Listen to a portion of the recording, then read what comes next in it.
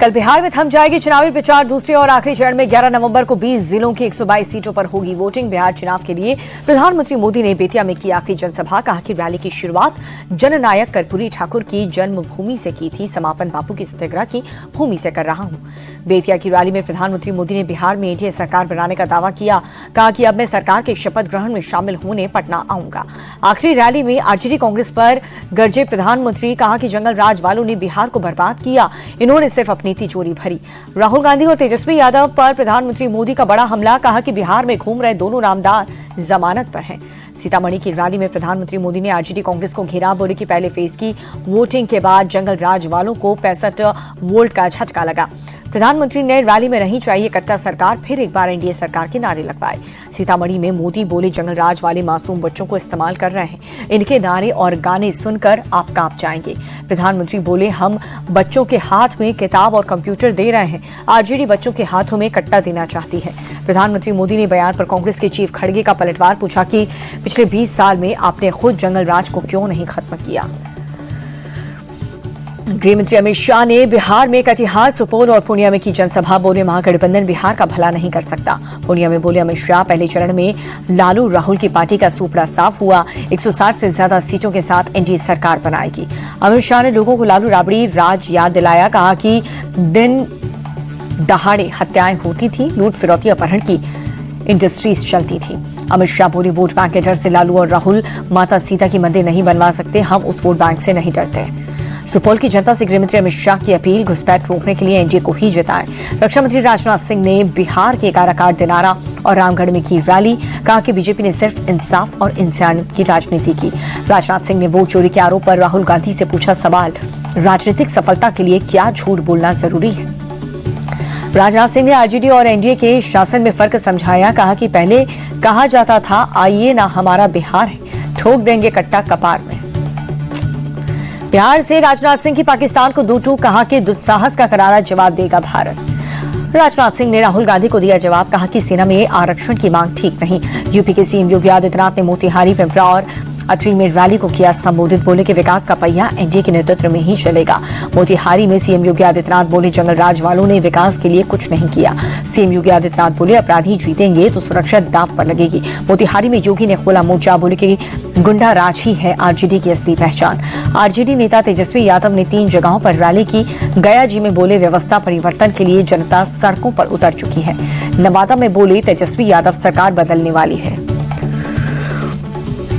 जमुई की रैली में तेजस्वी यादव बोले बदलाव की ज्वाला हर बिहारी के दिल में जल रही है। कांग्रेस सांसद प्रियंका गांधी ने कटिहार के कदवा और बरारी में की जनसभा। पूर्णिया में भी रैली को संबोधित किया।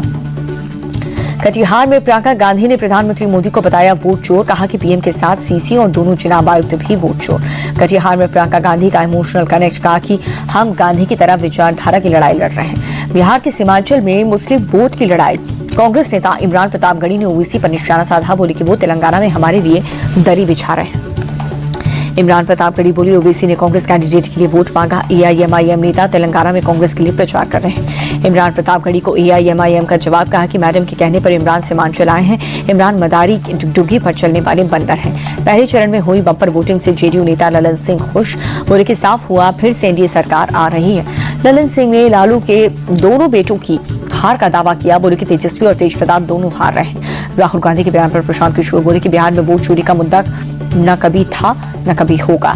राहुल के वोट चोरी के आरोप पर चिराग पासवान बोले कि वो अभी से हार का बहाना ढूंढ रहे हैं। चिराग पासवान का दावा। बोले कि इस बार 2010 का भी रिकॉर्ड टूटेगा। मुकेश सहनी ने पहले चरण में 80 से ज्यादा सीटें जीतने का दावा किया। बोले कि बिहार में बदलाव की लहर है। रोहिणी आचार्य का पीएम मोदी पर निशाना। कहा कि पहले राउंड की वोटिंग से घबरा करके जुमला हिंदुस्तान हथियार पर उतर आए। सेकेंड फेज की वोटिंग से पहले ही आरजेडी के कार्यकर्ता गदगद हैं। पोस्टर लगाकर के तेजस्वी को बताया अगला सीएम। आरजेडी ने जारी किया हाजीपुर के स्ट्रांग रूम का वीडियो। गड़बड़ी का लगाया आरोप। आरजेडी सांसद मनोज झा ने चुनाव आयोग को लिखा लेटर। ईवीएम स्ट्रांग रूम की सुरक्षा सुनिश्चित करने के लिए कहा। समस्तीपुर में कूड़े में मिली वीवीपैट पर्चियों के मामले में एक्शन तेज। संबंधित एआरओ को हटाया गया। जेडीयू नेता नीरज कुमार ने पटना में लगाई प्रदर्शनी। लोगों को लालू के जंगल राज की याद दिलाई। वोट चोरी के खिलाफ कांग्रेस ने फिर से शुरू किया हस्ताक्षर अभियान। कर्नाटक में 1 करोड़ से ज्यादा लोगों ने हिस्सा लिया।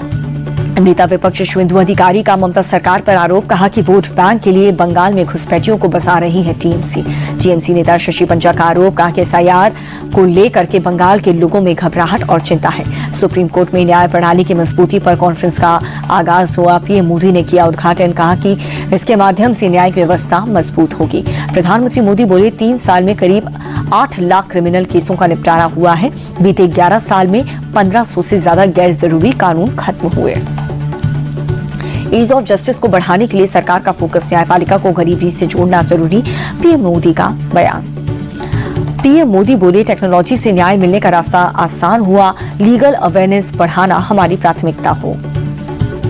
संसद के शीतकालीन सत्र की तारीखों का ऐलान, 1 दिसंबर से 19 दिसंबर तक चलेगा विंटर सेशन।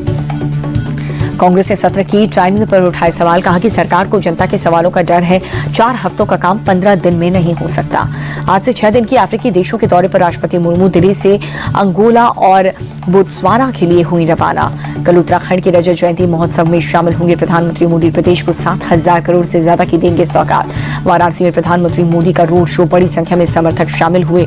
लोगों ने मोदी के नारे लगाकर के पुष्प वर्षा की। भारत और आर्मेनिया के बीच जल्द होगी डिफेंस डील, येरेवान में दोनों देश की डेलीगेट्स की बैठक से सहमति।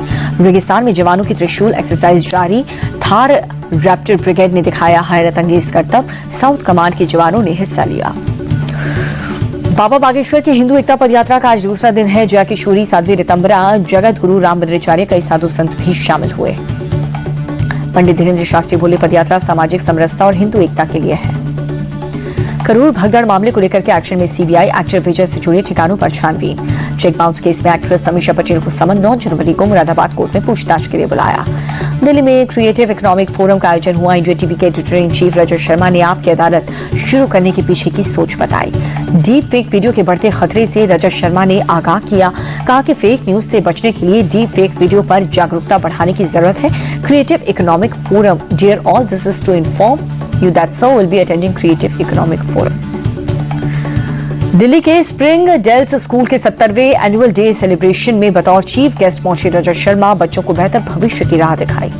एमपी के श्योपुर में स्कूली बच्चों को रद्दी पेपर पर परोसा मिड डे मील। रद्दी पेपर पर मिड डे मील को लेकर के गरमाई सियासत। राहुल गांधी बोले 20 साल की डबल इंजन सरकार ने एमपी के बच्चों की थालियां चुराई। अजित पवार के बेटे पर लगे घोटाले के आरोप पर बीजेपी नेता राम कदम बोले महाराष्ट्र में पारदर्शी सरकार है। मराठा आंदोलन को लेकर के मनोज जरांगे को पुलिस का समन, 10 नवंबर को पूछताछ के लिए बुलाया गया। मेरठ में पुराने विवाद को लेकर के युवक पर दबंगों ने फायरिंग की। आरोपियों की तलाश में जुटी है पुलिस की टीम। यूपी के देवरिया में पशु तस्करों के पुलिस की मुठभेड़ हुई। एनकाउंटर में बदमाशों के पैर में गोली लगी।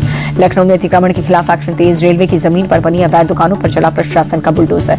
रायबरेली में मामूली विवाद को लेकर के 2 पक्षों में कुल्हाड़ी और लाठियों से वार हुआ। झड़प में 2 महिलाएं समेत 5 लोग घायल। फिरोजाबाद में जमीनी विवाद को लेकर के 2 पक्षों में खूनी संघर्ष, जमकर चले लाठी डंडे और सरिया। हरिद्वार में लॉरेंस गैंग के नाम पर एक शख्स से मांगी 30 लाख की फिरौती। पुलिस ने आरोपी को गिरफ्तार किया। हरियाणा के हिसार में सब इंस्पेक्टर के मोटर केस में कार्रवाई। पुलिस ने 5 आरोपियों को दबोचा। जम्मू कश्मीर के कुपवाड़ा में बड़ी आतंकी साजिश नाकाम। सुरक्षा बलों से मुठभेड़ में 2 आतंकी ढेर। दिल्ली के इब्राहिमपुर गांव के बैंक्वेट हॉल में आग, आसमान में उठा काले धुएं का गुबार, दूर तक फैली आग की लपटें।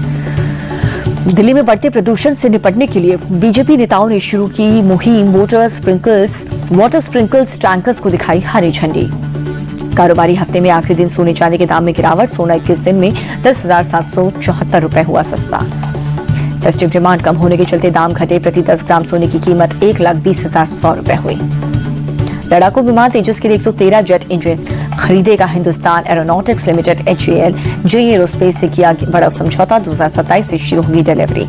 आधार हाउसिंग फाइनेंस ने दूसरी तिमाही में नतीजे जारी किए। मुनाफा 17% बढ़कर 266 करोड़ रुपए। भारत अमेरिका के बीच जल्द हो सकता है व्यापार समझौता। नीति आयोग में CEO BVR सुब्रमण्यम का दावा। बोली कि अमेरिका से व्यापार समझौते की जल्द खुशखबरी मिलेगी। भारत ऑस्ट्रेलिया के बीच बारिश की वजह से रद्द हुआ T20 सीरीज का आखिरी मुकाबला। 4.5 ओवर का खेला गया ब्रिस्बेन T20 मैच। भारत ने 2-1 से सीरीज को अपने नाम किया। टॉस जीत करके ऑस्ट्रेलिया ने चुनी थी गेंदबाजी। भारत की तरफ से अभिषेक शर्मा 23 रन पर रहे नाबाद। भारत ऑस्ट्रेलिया टी20 सीरीज में अभिषेक शर्मा को मिला प्लेयर ऑफ द टूर्नामेंट का खिताब। 5 टी20 मैचों में अभिषेक ने बनाए थे 163 रन। सूर्य कुमार यादव की कप्तानी में पहली बार ऑस्ट्रेलिया में ऑस्ट्रेलिया के खिलाफ जीती थी टी20 सीरीज। कप्तान सूर्य कुमार ने टीम को किया जीत का श्रेय। टीम इंडिया को टी20 सीरीज जीत पर मिली ऑस्ट्रेलियाई कप्तान मिशेल मार्श ने शुभकामनाएं दी। ब्रिस्बेन टी20 में भारत ने किया टीम में एक बदलाव। तिलक वर्मा की जगह रिंकू सिंह को मिली टीम में जगह। दक्षिण अफ्रीका ए के खिलाफ दूसरी पारी में ऋषभ पंत रिटायर हर्ट, 3 बार लगी गेंद।